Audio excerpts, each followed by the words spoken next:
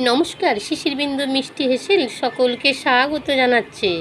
আজকে আমি কাঁচা আমের কাসুন্দি কাঁচা আমের আমসত্ত্ব করব।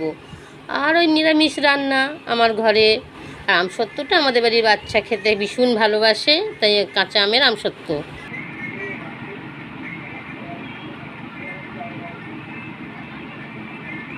এখনই রং ধরে গেছে, কাঁচা আম কিনে নিয়ে এসেছি, হালকা হালকা রং ধরে গেছে।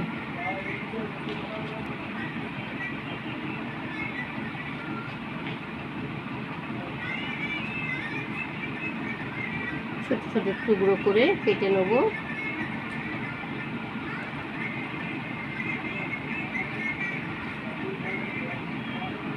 আম কাটা হয়ে গেছে। এই যে ভেন্ডিটা সর্ষে পোস্ত দিয়ে করব।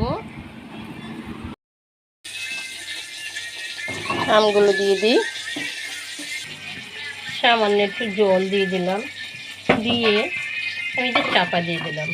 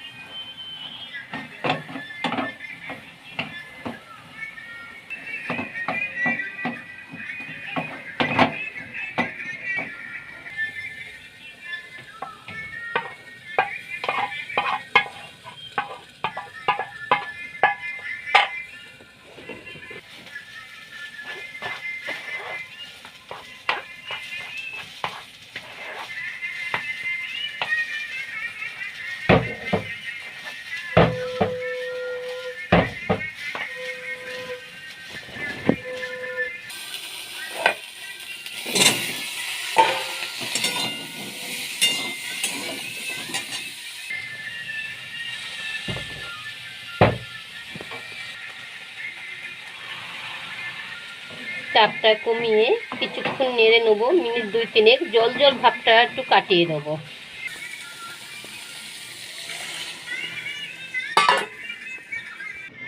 চিনিটা কম বেশি করে নেবেন। চিনিটা দিয়ে নাড়বো, চিনিটা দিলেও একটু পাতলা হয়ে যাবে।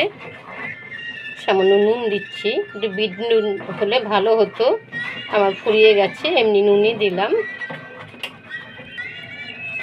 থালাতে একটু তেল ব্রাশ করে নিচ্ছি।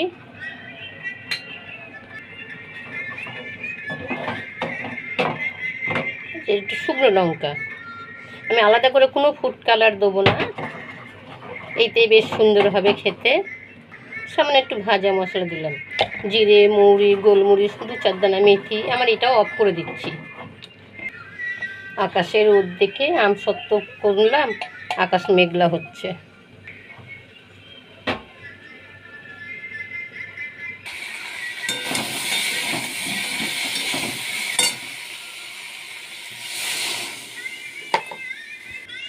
আকাশ তো মেঘ করে নিয়েছে, চলুন তাও বাইরে দিই। আজকে থাক, তারপর রাত্রে শোবো যখন পাখার তলায় দিয়ে রাখবো, তারপর কালকে দেখবো।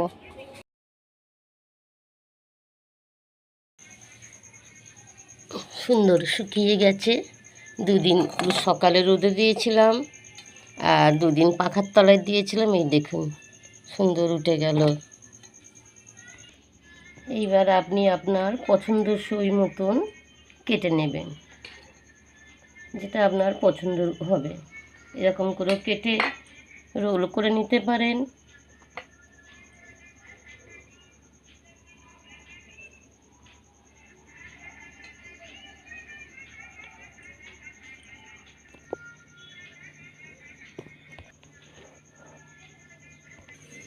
ধন্যবাদ।